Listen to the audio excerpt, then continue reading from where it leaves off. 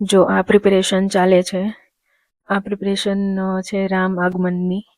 એટલે પુરુષોત્તમ માસની જે કથા વાંચે એની અંદર જ્યારે રામ જન્મ થાય ત્યારે રામ આગમનમાં રામ આएंगे વાળું સોંગ છે ને એની પ્રેક્ટિસ ચાલે છે. એટલે મારે તો નહોતું રહેવાનું અંદર, પણ હું જોતી હતી અહીંયાથી અને પ્રેક્ટિસમાં પણ ટ્રાય કરી. તો આ પ્રેક્ટિસ ખાલી અડધો દિવસ ખાલી પ્રેક્ટિસ કરી અને તૈયાર કરેલું છે આ સોંગ. અડધા જ દિવસમાં આ તૈયાર થઈ ગયું. અને જો અહીંયા કથા વાંચવાનું જે છે એ છે. તો આવો ઝૂલો છે, આની અંદર કૃષ્ણ ભગવાન અત્યારે લઈ લીધેલા છે, અંદર મૂકેલા છે. પણ જો અહીંયા બેસાડવાના અને એ બધા હિચકાવે અને અહીંયા બોર બેસે અને કથા વાંચે અને અંદર જો કૃષ્ણ ભગવાન અને આ બધા ભગવાન રાખેલા છે અહીંયા. અને આ સાઈડ જો પ્રેક્ટિસ ચાલે છે. આજે પ્રેક્ટિસ ચાલુ કરી, ગીત સિલેક્ટ કરીને કાલે જ પરફોર્મન્સ એવી રીતે. તો 1.5 થી 2 મિનિટનું આ સોંગ છે, રામ આएंगे વાળું. પેલું નેના ભીગે ભીગે જાય કેસે ખુશી એ મનાય રામ આएंगे. તો જો આ હેનીન બધા અહીંયા છે અને અત્યારે જો રામ આएंगे વાળી પ્રેક્ટિસ ચાલુ છે અને આ બધા જોવે છે. જે લોકોને નથી રહેવાનું ને સોંગમાં એ બધા જોઈને આનંદ લે છે, પણ જે લોકોને રહેવાનું છે મહેનત કરી રહ્યા છે હવે ફાઇનલી. તો એ જ બધા જ જોવે છે. અત્યારે સ્ટેપ ડિસાઈડ થઈ રહ્યા છે. અમારી પાસે એક વિડીયો ઓલરેડી હતો જેમાં આખી કોરિયોગ્રાફી હતી, તો એમાંથી જ જોઈને પછી પ્રેક્ટિસ કરેલી. અને જે લોકો પણ આ સોંગમાં છે એ બધાએ બહુ મસ્ત મહેનત કરી અને સ્ટેપ્સ ફાઇનલ કર્યા. અમે જો પછી બધા એક જોડે વિડીયોમાં સરખા આવે એ માટે સ્ટેપ્સ અહીંયા કરેલા છે. આ ઉપરથી વિડીયોમાં સરખું નહોતું આવતું એટલે નીચે આવી ગયા બધા. અને જો પેલો સ્ટેપ છે એ બધા શીખી રહ્યા છે. તો જો આ બીજી વાર ચાલુ કર્યું અને હેનીને બધા પણ ત્યાં જ રમતા હતા.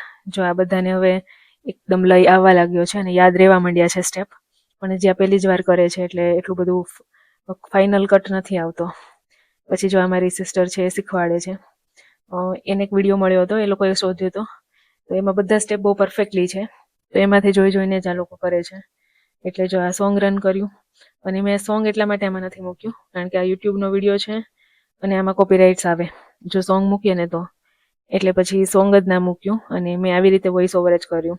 અને સોંગ કયું છે, નેના ભીગે ભીગે જાય કેસે ખુશી એ મનાય રામ આएंगे, એ વાળું સોંગ છે. અને બહુ મસ્ત સોંગ છે, બહુ મસ્ત થયું હતું. અને આ વિડીયોના એન્ડમાં તમને સોંગ પણ જોવા મળશે. એટલે આ લોકો જે તૈયાર થઈને આવ્યા છે અને જે ફાઇનલ પરફોર્મન્સ આપ્યું છે ને એનો પણ વિડીયો તમને જોવા મળશે. અને ફાઇનલ પરફોર્મન્સ પૂરું થયું ને પછી અમે વન્સ મોર એવું કહીને બીજી વાર પણ કરાવડાવ્યું. એટલે આ લોકોએ 2 વાર પરફોર્મન્સ કર્યું હતું અને રામ રિયલી આવી જ ગયા. અને રામને પણ જોવા મળશે અને ફાઇનલ પરફોર્મન્સ પણ તમને જોવા મળશે. એ બધું આ વિડીયોના એન્ડમાં. ત્યાં સુધી તો તમારે પ્રેક્ટિસ જ જોવાની છે. જો અહીંયા શીખવે છે. આની પહેલા જે ગોર પૂંજી હોય ને એના લીધે જો આ લાલ ગાલ થઈ ગયા છે બધાના. ગુલાલ ઉડાડેલું છે. જો નેના ભીગે ભીગે જાય વાળો સ્ટેપ છે. અને જો અત્યારે બધાને સરખા સ્ટેપ આવડવા જ માંડ્યા છે. પછી શું ડ્રેસ કોડ હતો અને કઈ હેરસ્ટાઈલ હતી એ બધું તમને વિડીયોમાં છેલ્લે જોવા મળશે. અને કેટલા બધા લોકો હતા, કેટલું મસ્ત પરફોર્મન્સ, કેટલું મસ્ત સાઉન્ડ, મ્યુઝિક બધું મસ્ત હતું. પણ એ હું રાખી નહીં શકું, પણ પરફોર્મન્સ તો તમને જોવા મળશે જ. એટલે એ તમે જોઈ લેજો. અને જો આ રીતે આ બધું થાય છે. અને પરફોર્મન્સ આ વિડીયોના એન્ડમાં છે કે નેક્સ્ટ વિડીયોમાં છે એ મને ખ્યાલ નથી. મોસ્ટ પ્રોબેબલી આ વિડીયોમાં જ છે, એ જોવા મળી જશે. પછી જો એક આવો સ્ટેપ હતો અને એ સ્ટેપ બધા કરી રહ્યા હતા. આ સ્ટેપમાં બધાને લઈ નહોતા આવતો, પણ હવે પ્રેક્ટિસ સાથે આવી જશે. પછી આ લોકોએ રાતે પણ પ્રેક્ટિસ કરી હતી કારણ કે એક જ દિવસ હતો પ્રિપેરેશન માટે અને નેક્સ્ટ ડે જ આ લોકોને પરફોર્મ કરવાનું હતું. તો બહુ મસ્ત મહેનત કરી બધાએ. અને જો આ બધા ગોર પૂંજવાવાળા આવે છે અને જાય છે. અને આ લોકો તો પ્રેક્ટિસમાં જ એકદમ ફૂલ પ્રેક્ટિસ કરી હતી. અને ડ્રેસ કોડ પણ બહુ જ મસ્ત રાખ્યો હતો. એ તમે જોજો ડ્રેસ કોડ કેવો હતો એ. જો ફરીથી સોંગ સ્ટાર્ટ થયું છે અને કોરિયોગ્રાફર પણ કરે છે સામેનો. પેલા બધા સામે કરે છે. આવી રીતે કોઈ શીખવાડવું હોય ને તો જ મજા આવે. સામે કોઈ કરતું હોય ને તો જોઈને કરવામાં બહુ ઈઝી પડે. તો એવી જ રીતે આ લોકો શીખતા હતા. અને કોઈને કીધું જ નહોતું કે આવું એક સોંગ કરવાનું છે. એકદમ સિક્રેટ રાખ્યું હતું. એટલે પોસ્ટ પણ નહોતું કર્યું.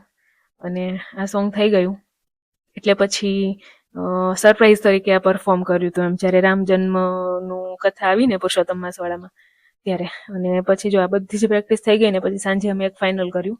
જો આમાં હું પણ છું. અને હું તો નહોતી રહી, પણ મને સ્ટેપ્સ થોડા યાદ રહી ગયા હતા એટલે મેં કર્યા. અને જો એ સ્ટાર્ટ કરી દીધું. આ બધું મ્યુઝિક વાગે ત્યારનું છે. અને પછી જ્યારે એ સોંગ આવે ત્યારે પણ આ રીતે હોય છે. તો જો એ જ કર્યું અમે બધાએ. એટલે આ ફાઇનલ કટ હતો. પણ આમાં પણ આ લોકોને પ્રેક્ટિસ કરવી પડી હતી કારણ કે હજી જો બધા સાથે નથી કરી રહ્યા, કોઈને સ્ટેપ ભૂલાઈ રહ્યા છે એટલા માટે. તો પ્રેક્ટિસ તો ઘણી લીધી અને મજા પણ બહુ જ આવી પ્રેક્ટિસ કરતાં કરતાં, અને પરફોર્મન્સ પણ એટલું જ મસ્ત થયું. તો આવું કંઈ હોય ને તો યુટ્યુબમાં જ કે ગમે એમાં એક વિડીયો એવો શોધવાનો જ્યાં સારી અને ઇઝી કોરિયોગ્રાફી હોય અને બધાને આવડે એવી કોરિયોગ્રાફી કરીએ ને એટલે આરામથી થઈ જ જાય એમ. તો ફાઇનલ છે, ફાઇનલ એટલે ફાઇનલ સ્ટેપ્સ છે. હજી ફાઇનલ પરફોર્મન્સ તમને નેક્સ્ટ વિડીયોમાં જ જોવા મળશે.